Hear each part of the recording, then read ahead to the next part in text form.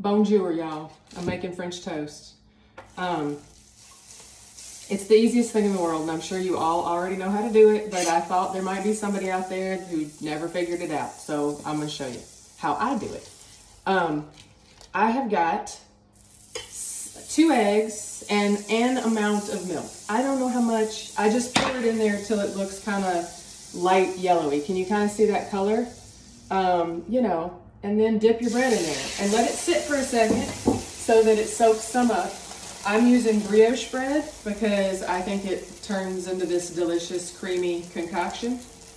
But you can use whatever.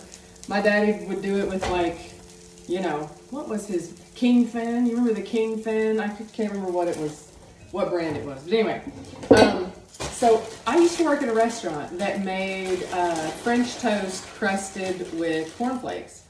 I don't have any cornflakes, but what I do have is Crispix. They're naked because I take the box off outside to keep the Rona out. So I'm crunching up some Crispix, and I'm gonna see what that tastes like.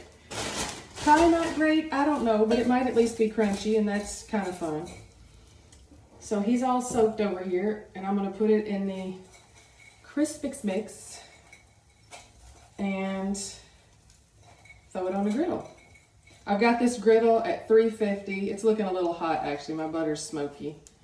You want it to be hot enough to turn it, you know, brown it up, but you don't want it to completely burn it before the inside cooks. Also, I put a little vanilla and a little cinnamon in my milk egg mix. Let's see here, let's turn him over. Now, can I ask you, for the love of God, to please get some good syrup? I grew up on a log cabin and Aunt Jemima, like everybody else, but you got to get some good syrup. So I made one already. I haven't sampled it yet because I wanted to sample it for you. But look at this syrup. I got this at the grocery store the other day. I really just got it for this jug because when we're back to going to parties, I'm going to bring this with my drink in it and be like, hey, got my moonshine. I'll have to get that label out because it won't be as cute if it says, you know, grade A. Or it will. I don't know. Let's put some syrup on there. I would normally cut some strawberries up on here, but I covered all mine in chocolate. I don't have a fork. So what do? Well, let's just cut a piece off and eat it like a hobo. If you can't eat off the edge of a knife, you know, what are you going to do when you're stuck out in the woods?